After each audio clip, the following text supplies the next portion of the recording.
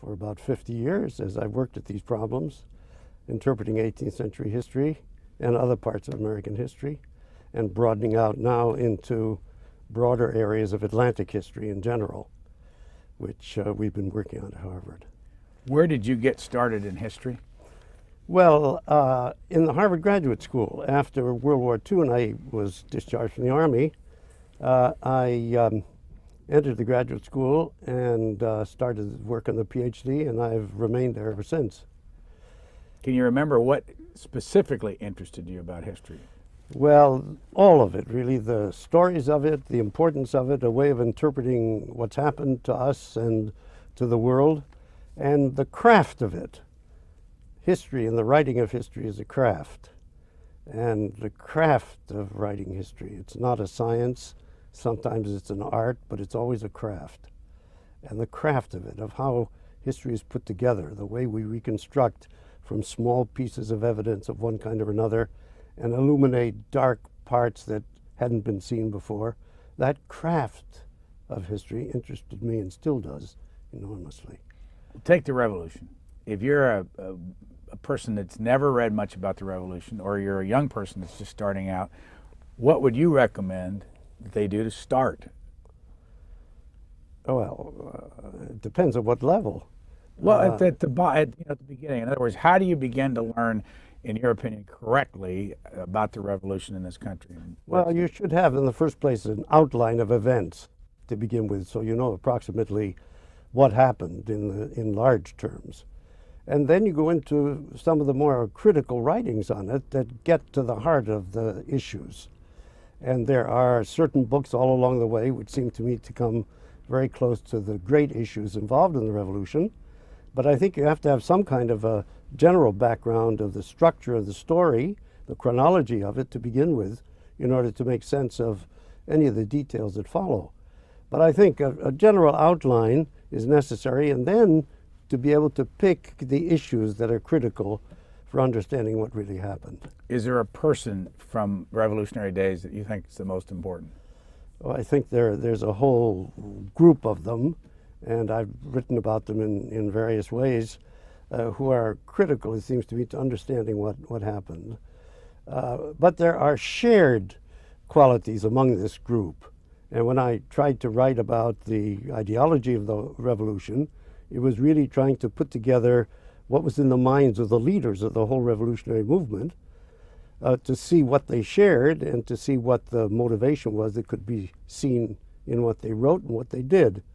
It seems to me you can pick out certain people who are obviously critical in the whole process, but there's also a group phenomenon and general issues and problems that are involved, and I've tried to write about them in different ways, and this current book is one of them. In this book, one person that pops out right away is Thomas Jefferson. Well, Jefferson, of course, is one of the most complicated people of the entire era, and I wrote this piece in an effort. He's come under so much abuse recently. I mean, the criticisms just pile up, and I've enumerated them there. But my aim in that essay was to understand why this happened, why his reputation is what it is, and what he did and what he didn't do. And I find him a very complex man in ways I tried to explain. And Jefferson it's not easy to explain Jefferson, but he certainly had two dominant characteristics that seemed to me to have created the problems of his life. In the first place, he really was an ideologue. That is, he believed in principles that he derived as a young man about a kind of enlightenment situation of reform and betterment that could be achieved. And this was high ideals, it was really ideological, and he never relented in following those principles. But at the same time, he was a tough politician, he was a good administrator, he knew what the world was all about, and the problems of his career seemed to me to be the way in which those two worked together and didn't work together. And he kept qualifying all the way through his life. He kept qualifying the principles in order to accomplish something in a very real and practical way. so that it's full of contradictions. That's why the essay is called Ambiguities. There are ambiguities all the way through his career. And it is fascinating to see the way he clings to the principles of his early commitments and then qualifies them in practical terms as he goes through difficult problems of politics, of economics, international relations, and all of those grand affairs of practical affairs, which as an administrator, as president, as secretary of state, and just as a manager of plantations, he sees he has to do. And the problems of his career and the complications of his reputation come from his effort to do both, namely to maintain those principles at the same time as dealing with the real problems of politics, of the economy, and of international relations. You say that he wrote 19,000 letters. Well, they found that many. The people doing the Jefferson papers in Princeton have identified at least 19,000. He was extremely diligent. And as I think I said in there, he was incapable of boredom. He did the most difficult kinds of things like treatises on the whale fishery at the same time as he was dealing with problems of high political theory, of economic theory, of plantation management. His capacity was extraordinary, and his diligence was extraordinary, but he's caught up in the ambiguities between the real practical world and those ideals that he started with and never gave up. I wrote this down that you said in your book. His loathing of slavery was sincere. Yes, I think it was. How do you explain then what he did with his own slaves? Well, it isn't quite a matter of what he did with his own slaves. That is a question, but the real question is, what did he do about slavery as such? And the answer is he had no solution to this problem. His condemnation of it goes all the way through his career, and it is involved with racist views. There's no question of this, which he shared with most of his compatriots in the plantation world. But the interesting thing about this, in a way, is that he felt it as he grew older in the 1820s. He came to see that he may have been wrong about some of those racist views, though he never fully changed. He had no solution to this problem. As he said, and I quote this, "Sometime this has got to go from the face of the earth. It's an abomination." And he knew it, and yet he lived in that. That was his world, and he had no solution to it. At one point, he tried to confine it, and his contribution to the Northwest Ordinance, for example, in a memo, I think it was of 1784, which set up the north of the Ohio states, and with those states, an abolition of slavery, was already an indication of his views on this, but it was easy, relatively speaking. The hard thing was what to do with the existing institutions, and he had no solution to this. The numbers of the ages of these folks that you write about, there's one point you talk about in the year 1776, that Thomas Jefferson was 33, and that James Madison was 25, and that Alexander Hamilton was 21. Yes. And I mean, could that happen today? I mean, could people that age today get this kind of... Well, in the 18th century, of course, 33 was a fairly advanced age. But what struck me about that is that though the age differences are not that great, in fact, Jefferson was of an older generation. He had already, by the time he was involved in affairs in 1776, he was already a very experienced parliamentarian. He had involved in major drafting of major documents in Virginia, and the others were just emerging. Hamilton was still in college at the time, and Madison had just recently got out. And they're of a different generation, and they thought differently. The thinking of the three of them, and I try to work that out in the book, the thinking of them is really quite different. Madison shared a great deal with Jefferson. They were collaborators, but they thought differently. And How? Madison's mind was different from How did they Jefferson. think differently? Well, Jefferson thought in very large terms about public affairs. And he tried to, as I said before, he tries to adjust those large thoughts to the practicalities of life, but he had a lyric quality in his writing. He wrote, some of his documents are superb in the cadences and the way the words are put together, and the way but they swing. They're lyric, and Madison had none of that. It's not easy to read Madison. It's easy to read Jefferson. It's such a lyric kind of prose, but Madison had a tight-grained mind, and he wrote in very tight prose. And I found in reading some of Madison's writings that I have to read it 2 or 3 times to really get the meaning of it, because it's so compressed. And he was also, have to be said, more original than Jefferson. He saw problems that Jefferson didn't see. And he explained things to Jefferson, especially in a very famous letter that he wrote explaining the Constitution when Jefferson was in Paris. He explained the Constitution to him, and there are problems involved in that he saw that Jefferson never grasped. Madison had a tightly drawn mind, original in seeing difficult interior problems to what was happening in politics.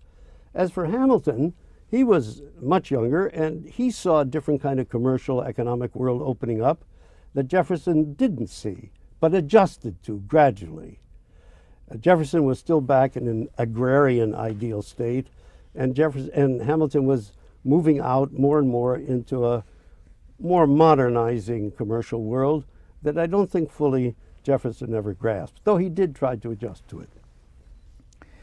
You spent how many years at Harvard? Well, all in all, about 50 since I was a graduate student. Well, after I got out of the Army, this was 1946, the fall of 46, I entered graduate school and have remained there. Where did you grow up? In Hartford, Connecticut. And what kind of a family? What did your parents do? Literate. My father's a dentist, not academics, and went to Williams College and then to Harvard. And why did you stay at Harvard after did you get your PhD there too? Yes. Why did you stay there? Well, where was I supposed to go? Did you always know you wanted to be a teacher, a professor? Yes, and a historian. The only opportunity or the only invitation I had to go elsewhere was when I was invited to the Institute for Advanced Study in Princeton, but which is a marvelous place. But I didn't want to give up teaching because the professors at the Institute don't formally teach, and the teaching that I was doing at Harvard meant a lot to me, both the undergraduate and the graduate teaching, and I didn't want to give that up. Are you still teaching? Well, I'm not in regular classroom work, but I'm running an international seminar on Atlantic history, which brings in people, young historians, from all of the areas surrounding the Atlantic Basin, Western Europe, West Africa, Latin America, North America, coming together in groups to discuss the interactive history of the Atlantic region. And I run that seminar every summer, and we have workshops through the year on more specific topics. And the idea is to bring young historians from all over the Atlantic area together and have them discuss work in progress on big issues of the common history of the Atlantic world, such as migration, governance, cultural encounters, and so forth. Over these years, over these 50-some years that you've been in this business, what's, in your opinion, has happened to American interest in history? Oh, I think it's gone up and down and taken various phases, and it's gone through different kinds of permutations. One of the interesting things, of course, is currently how much interest there is in the 18th century, and not only biographies, but other kinds of histories of the 18th century. And it raises an interesting question of why that's so. Why are Americans so fascinated by the 18th century? How close are we to the 18th century? And it seems to me we are close in a way that other nations aren't to that far back in their past. In what way? Well, we find a kind of relevance to these issues that were at the heart of the founding of the nation in ways that I don't think you find easy parallels to. You might find a similar kind of thing in some kinds of Irish history, where they're still struggling over the issues of the 17th and 18th centuries, the relation of the Irish to the English. But with us, there is a kind of relevance to it that I think is quite unique. And that's the reason why in this book I traced out the references of the Supreme Court to the Federalist Papers. Because the Federalist Papers, I find this just a fascinating story. That's why I wrote that piece. The fascinating thing about the Federalist Papers is it's unlikely that they would ever have been remembered in this way and have seemed to so many people to be important. The Federalist Papers, first of all, while we think of them as a great treatise of political theory, in fact, the Federalist Papers were thrown together frantically in a political battle over ratification in New York that lasted from October 1787 until June or so, 1788, and they were simply thrown together. Some of the papers are drawn from other things the three people, actually two, Madison and Hamilton, had written, and they're put together frantically to meet printers' deadlines. And furthermore, their world was totally different from ours in social terms and economic terms. The interesting thing is that the Federalist Papers are considered to be relevant to us. That is, they say something to us, and that essay is an effort to explain why. And as I say, the appendix to the essay is to track through the use of the Federalist Papers by the Supreme Court, which I find extremely interesting. I was looking for the number. Do you remember the exact number? Well, you know, I don't remember the exact. 200 and something. I think. Yeah. But in the 18th century and early 19th century, it was understood that the Federalist Papers were really political polemics. Everybody knew that they were part of a big argument about the ratification of the Constitution. And there are relatively few citations. It grows through the later 19th century. And then in the early 20th century, it starts to balloon. In the second half of the 20th century, there are a remarkable number of citations. The point is that its authority as a comment on the Constitution has grown with the distance from the event. And I find that very interesting. And that essay is an attempt to suggest some of the reasons why that's so. And what you're talking about is the citations in the decisions by the Supreme Court, the number of times they reference the Federalist Papers. Yes. Let's go over the basics on the Federalist Papers. How many were there? 85. What were they written for? Well, they were written for the Federalists to get New York to ratify the Constitution. This was part of the great ratification debate. And it started with three people, John Jay, who dropped out after 5 papers by him, and then I think 29 by Madison, all the rest by Hamilton. 51 by Hamilton. By Hamilton. One thing you point out is that the first 36 were written by Alexander Hamilton. Yes, he really was managing this, and in fact he started it. And he managed most of it, and as I say, the large majority of the papers are his.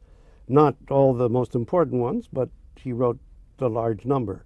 Today, if something like this were to happen, what would we see these like op-ed pieces in one of the papers? Yes, it would be something of that kind, but the Federalist Papers are part of a group of these polemics that are going on through this period. I counted 24 series like this, of which this is the longest, and of course the most important, but some of the others were very important too.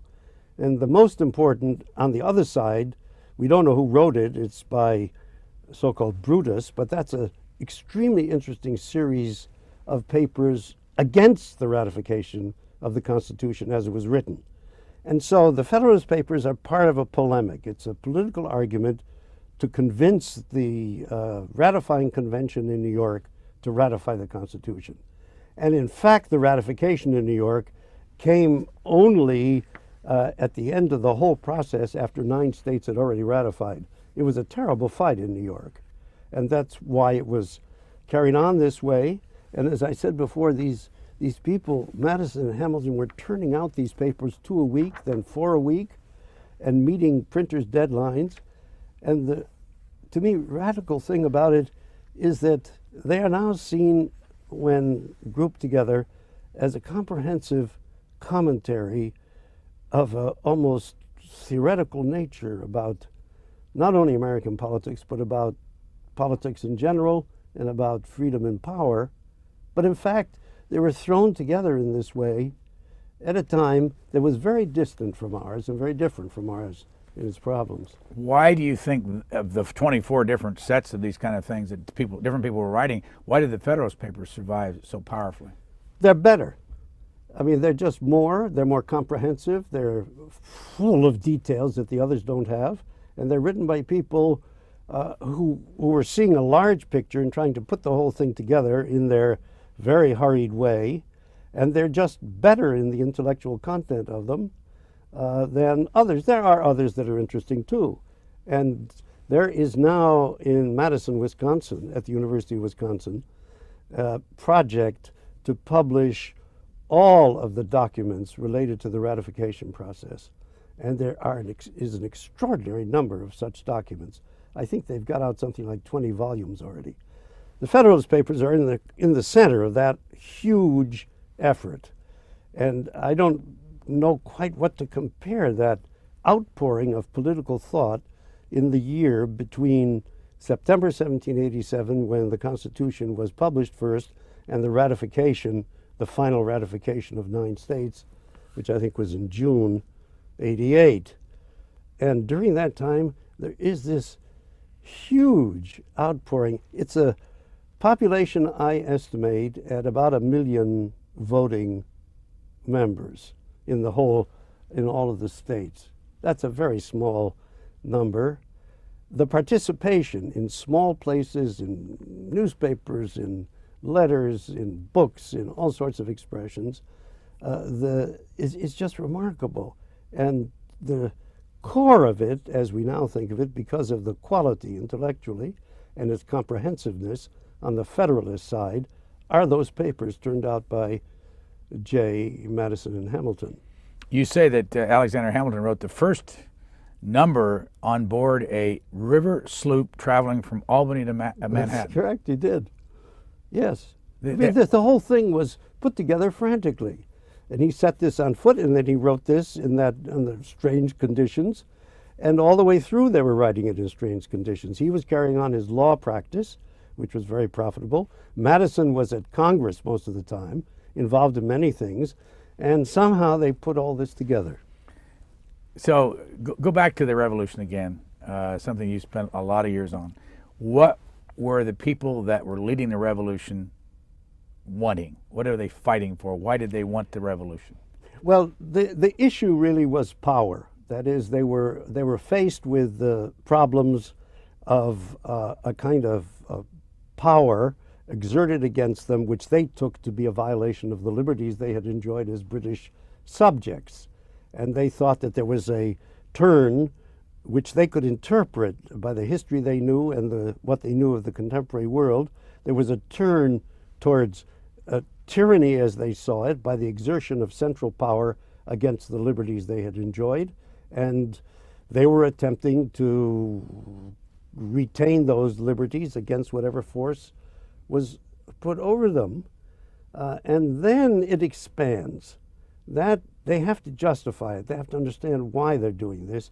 And that leads to this whole expansion of their ideological commitments as they grope to explain what it is they're trying to preserve and what it is they're trying to oppose.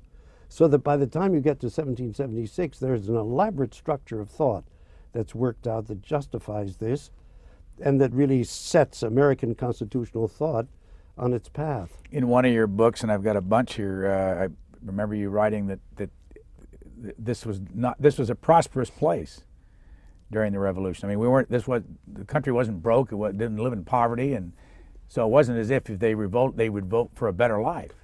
Well, I think that's right. I mean, there are plenty of problems, but after the Depression that followed the 7 Years' War, so that's in the early 1760s to the mid-1760s, where there was a depression. What was that about, by the way, before you go on? Well, after the 7 Years' War, which ends formally in 1763, there's a contraction of the whole military operation that they had participated in, and the subsidies from the British government that came in to support the war against France.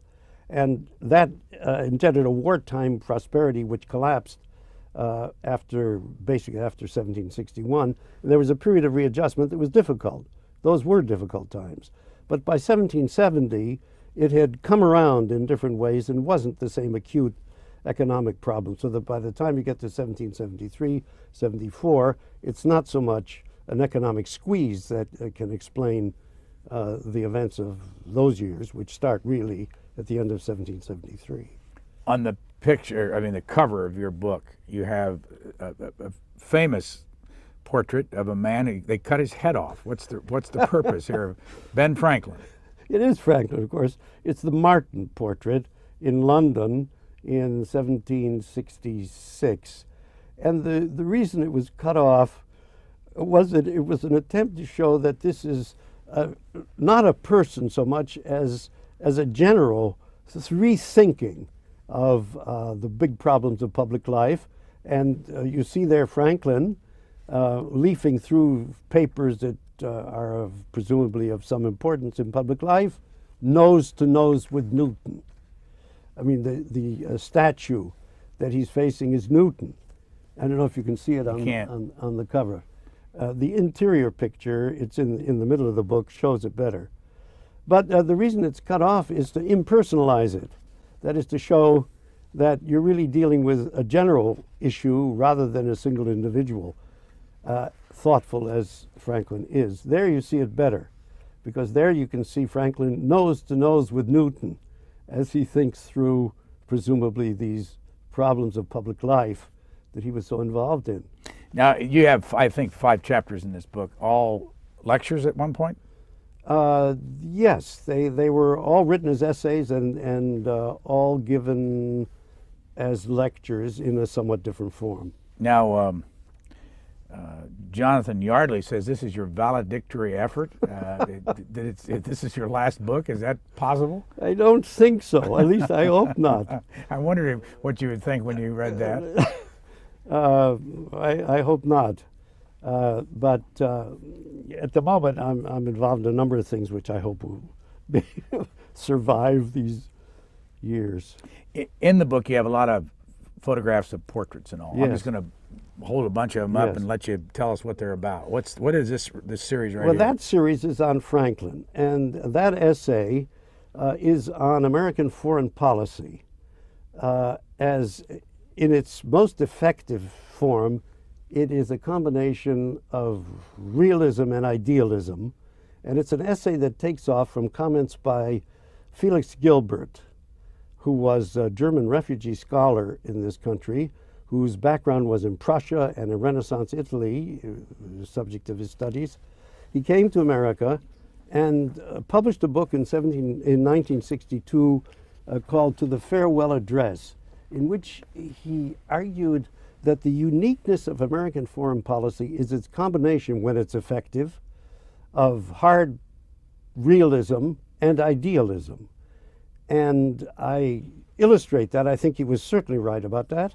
And it's illustrated in the career of Franklin in Paris in those years, 10 years after 1776, when he arrived in Paris and negotiated the treaties with the French, which really determined the outcome of the revolution.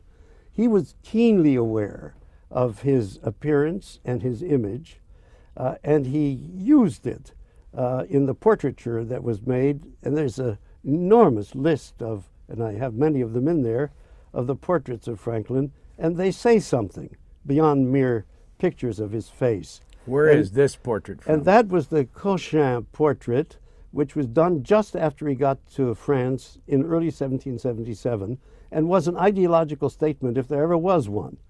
And it circulated wildly in many different forms and became a statement of American innocence, its naturalness, and its capacity to reform in a way that carried those ideas out as nothing else could have done.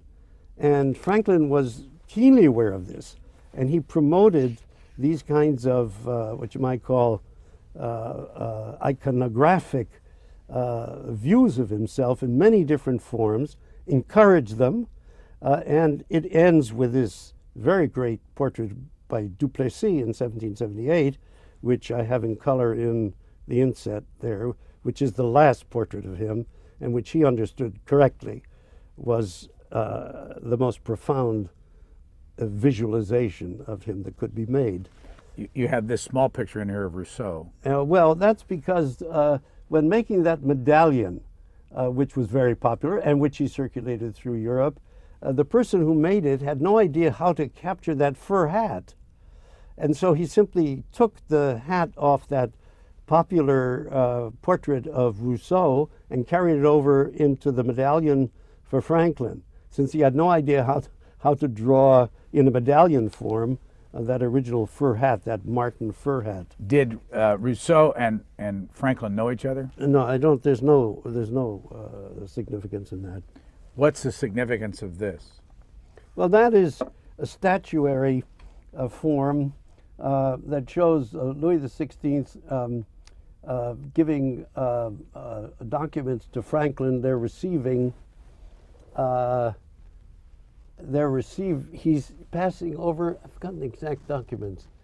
Is it the Constitution? Let me just, I'll drop it down and read it. Yeah.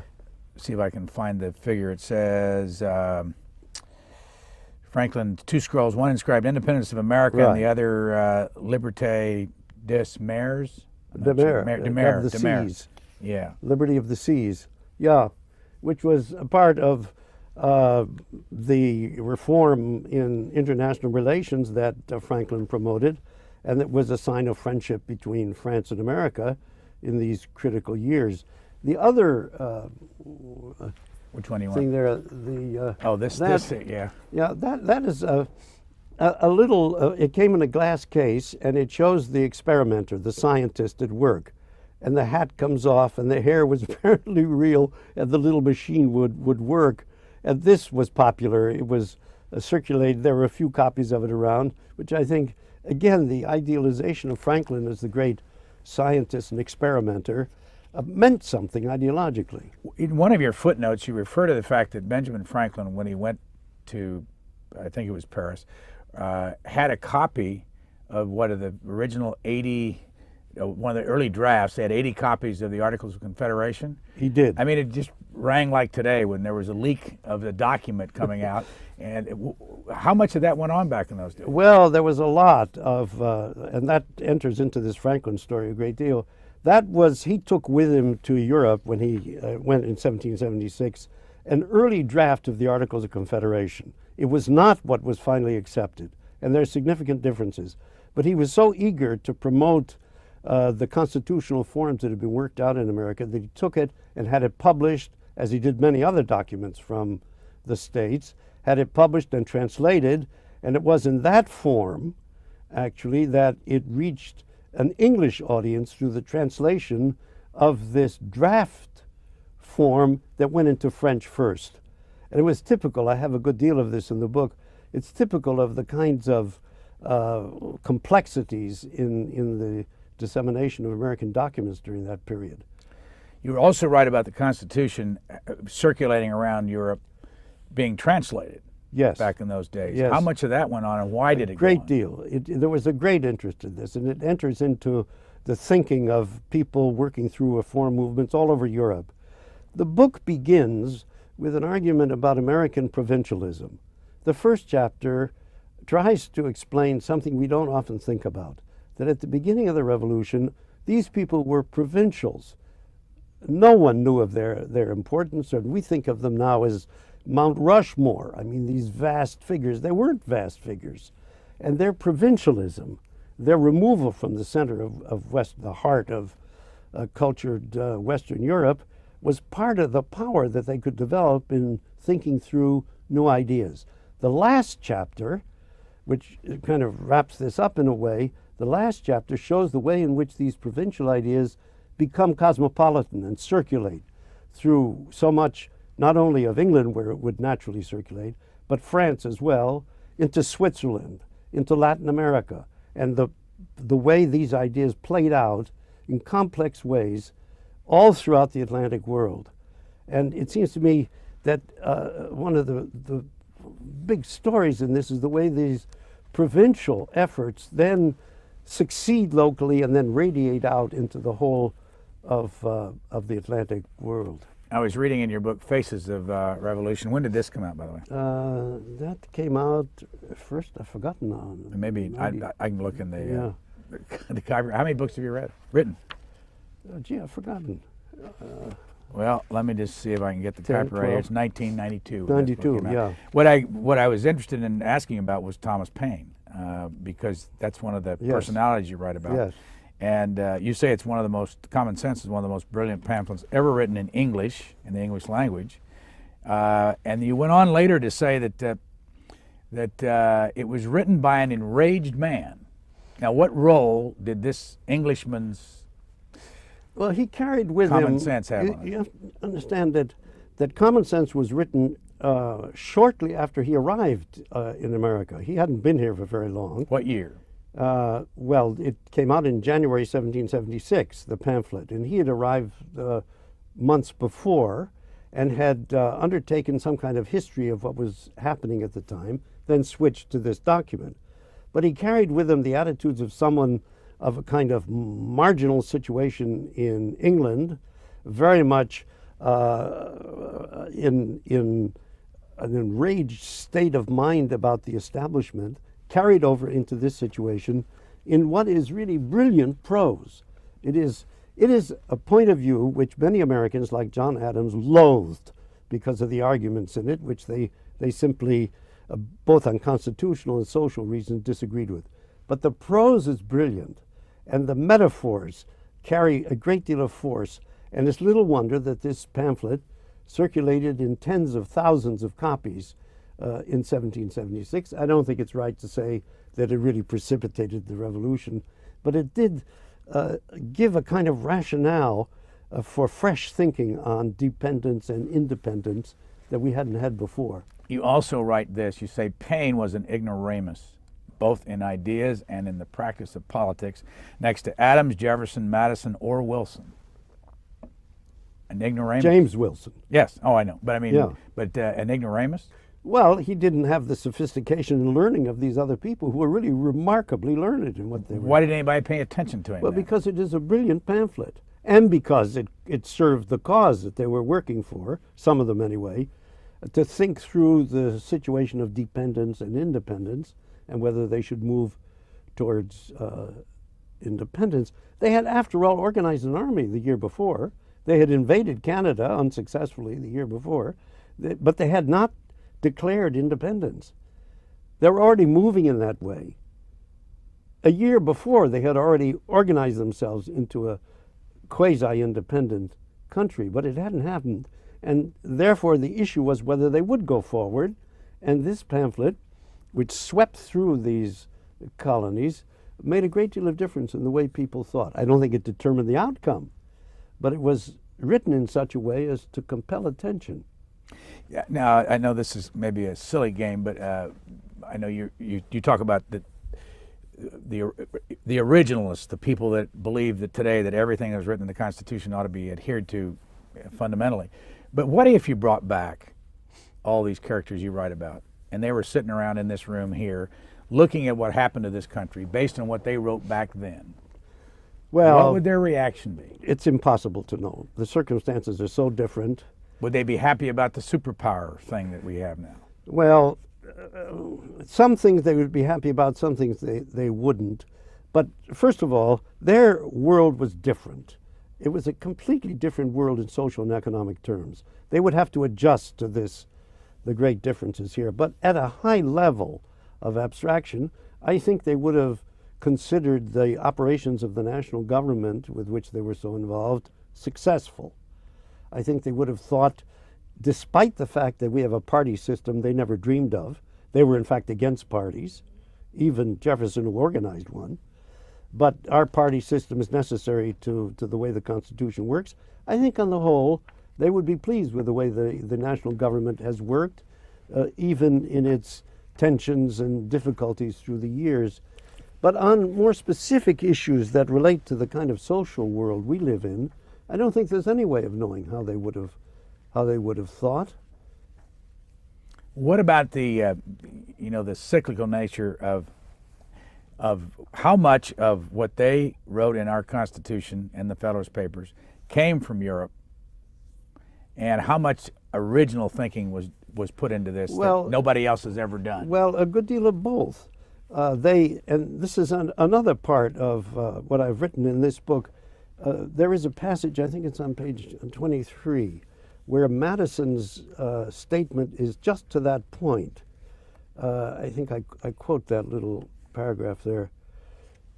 I'm having trouble finding 23 when it should be right.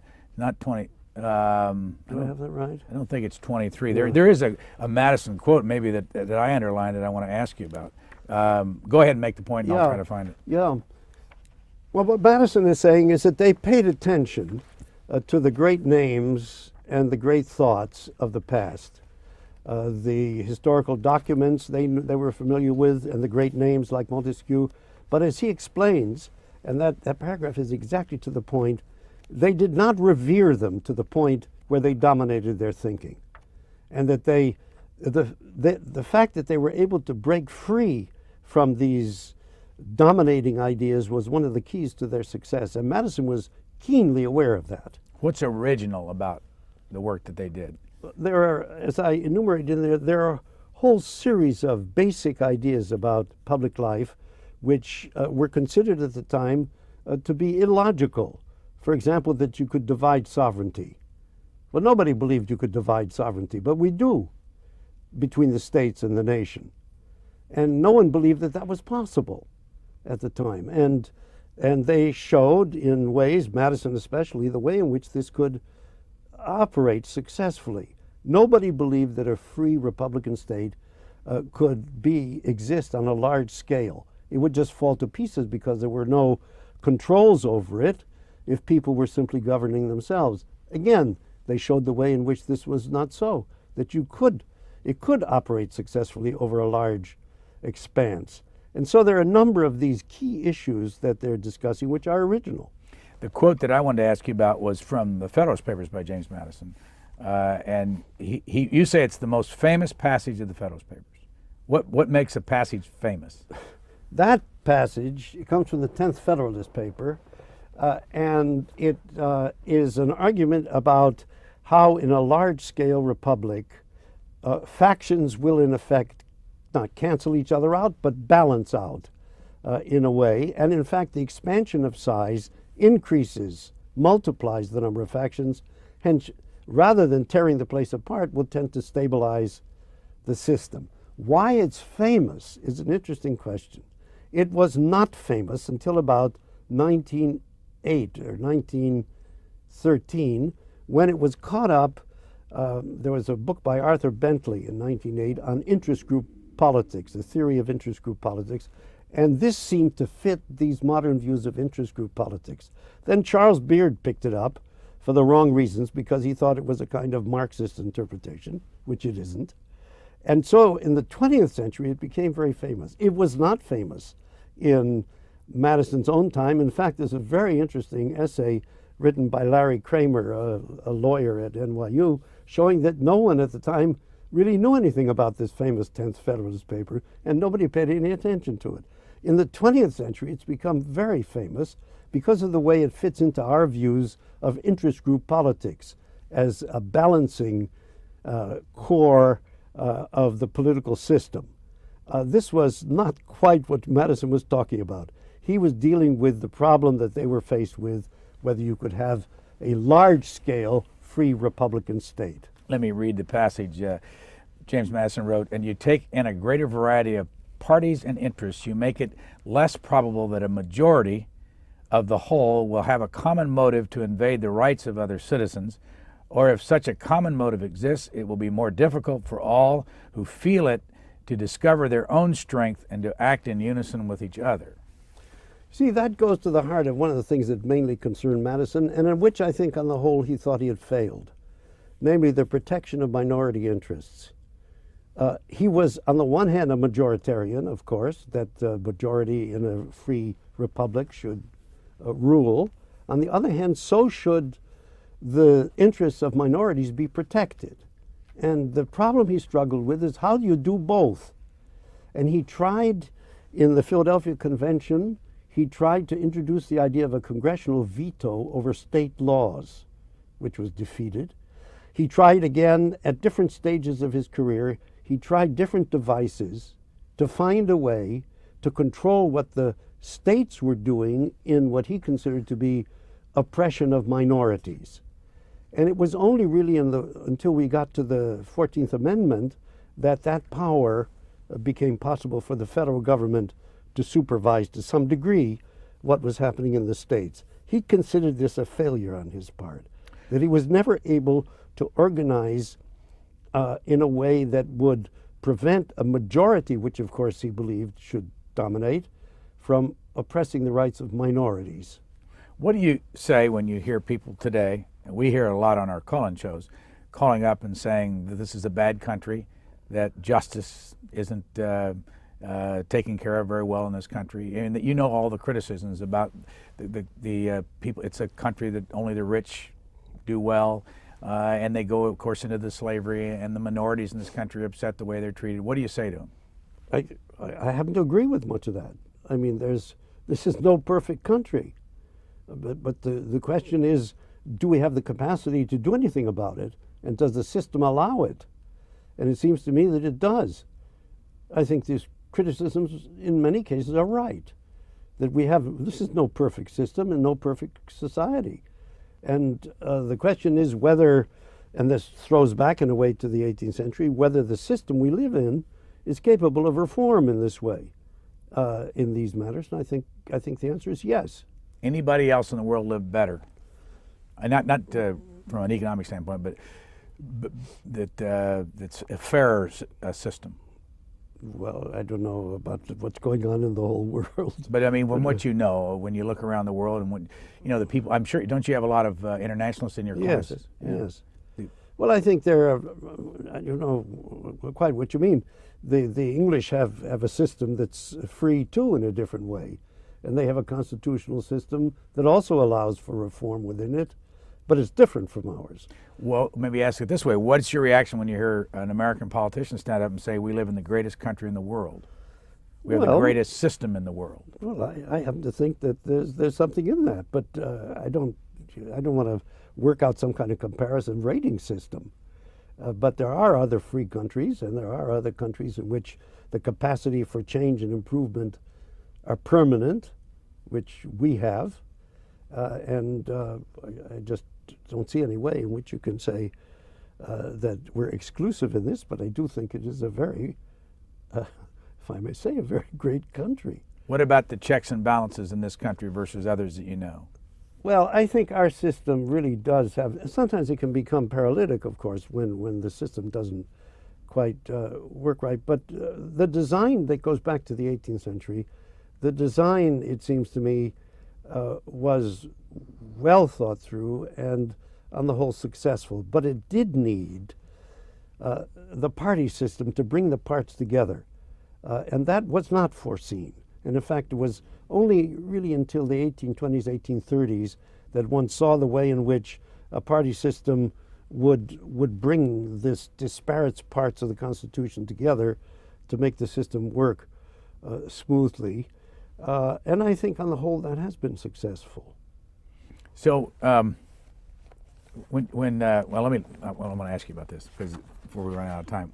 You give 2 pages to this. Yes, I do. And this woman on the right-hand side of the screen is in this portrait, 36 years old, having already had 9 children. Yes, it's Mrs. Ellsworth, and that's Oliver Ellsworth on the left, and it is a picture of a provincial couple. It's part of the argument that these people were deeply provincial at the time. Ellsworth was a very successful lawyer, a diplomat. He became Chief Justice of the Supreme Court. He designed the Judiciary Act that created the federal court system. He was a very accomplished and sophisticated man. And he lived in Connecticut, and that is where he lived. That's his house through the window. And another picture shows the house in large form. And she is a country gentlewoman. And that's the way they were depicted by Ralph Earl, and I think accurately. I think that is the kind of people they were. They were proud, self-sufficient, unpretentious, and accomplished in their way. And there's a picture next to it of Roger Sherman, which shows it even more. Who was Roger Sherman? And Roger Sherman, who came from another Connecticut man, who came from practically nothing as a farmer, as a shoemaker, as a merchant, and who dabbled in law, became one of the significant constitutional thinkers of the period, and nobody could be more provincial than he in that wonderful portrait by Ralph Earl. What I started to ask you earlier is about your own career. You've won 2 Pulitzers, at least one, National Book Critics Award. When did you start to know that what you were writing mattered to others in the general population? That's a hard question. I don't know. I know when they mattered to me. When did it matter to you? Well, when I could see that these things were coming together right, and that it seemed to me I was saying something that was interesting to me and that seemed to be fresh and useful in explaining the way things developed through this period. When they became important to other people, I could only track in the responses I had from students and responses from reviews of the book and what people said about the books. But one of your big awards was in 1986. Was there? Was one in 1965? I think was yes. The earliest. Yeah. Did you change the audience you were writing for as you got more popular? Well, I don't think I changed the audience, but the books are very different. The themes are very different. The one you're referring to, was on the ideological origins of the revolution, which, as I said before, I tried to work out. That followed it. The ideological origins book was an attempt to show the thinking of the leaders of the revolution, and that little book on the origins of American politics showed the way in which those ideas peculiarly related to America, the way in which in the developing political system in the 18th century, those ideas mattered in ways they never did in England. And that book, which came out in, I think, 86, was a different thing altogether. It's on demographic history. It's a study of 10,000 people who migrated from the British Isles to America in the 2 or 3 years just before the Revolution, and an attempt to track their origins and their destinies in North America. And because of the records are peculiarly available, I was able to track a great many of these. And this is an attempt to depict the lives of these migrants in different forms, to do it statistically, in narrative form, in visual form, and otherwise. And the book really is an attempt to use different devices of historical study concentrated on this single migration. What year were you the Jefferson Lecturer? Within the last couple of years? The Jefferson Lecture, which is in revised form, is the first chapter of that book, was in 98. And what did it mean? I know it's the National Humanities Lecture. Who did you speak to? Well, there was a very large group here in Washington, and I was very pleased to have the opportunity to work out that essay that's the first one in the book with the slides that made the point of provincialism through that, what became the chapter in this book. And it was a good opportunity because the facilities were there for showing these slides in large form and commenting on them and interpreting the provincialism in that way. It was a wonderful opportunity, which I enjoyed. And you were a Millennium Lecturer. Would that be? Well, that was in the White House. Mrs. Clinton, I think, and the president started a series of Millennium Lectures, they called it, to celebrate the millennium. And the first of those I gave, and there was an interesting evening in which I presented some of the ideas that are in that book in a somewhat different form on that occasion. Do you get a sense when you're out making these talks and these speeches that the public knows what you're talking about? Or, I mean, what's your reaction to what you see in the Well, audience? there's nothing very esoteric about any of this kind of history. I mean, there are parts of history that would be very strange to people. They would not be able to respond to. There's nothing in this of that nature. These are open public issues. They're familiar, and they deal with people of great reputation. I don't think there's anything difficult about explaining, about recognizing what these issues are. So as you look back at all of this, whether it's the Common Sense by Thomas Paine, the Federalist Papers, the Constitution, what of all the things that happened back in those early years you think your favorite presentation that's meant the most, you think, over the years to keeping the structure together what we are?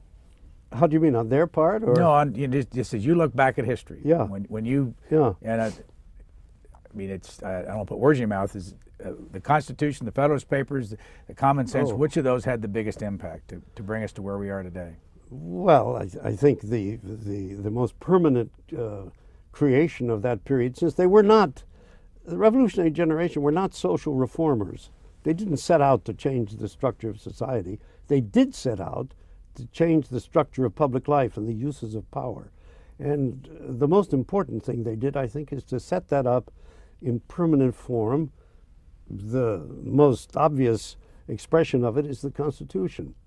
But the Constitution rests on 20 years of thinking about this, and it rests also on the experimentation of the state constitutions that were put into effect from 1776 on through the early 80s. They had a great deal of experience in this. So it isn't just the federal Constitution, it's that whole effort of constitutionalism that runs through the generation. This is the book we've been talking about, and others, To Begin the World Anew by Bernard Bailyn, who is a professor emeritus at Harvard. Thank you very much for joining us. Thank you.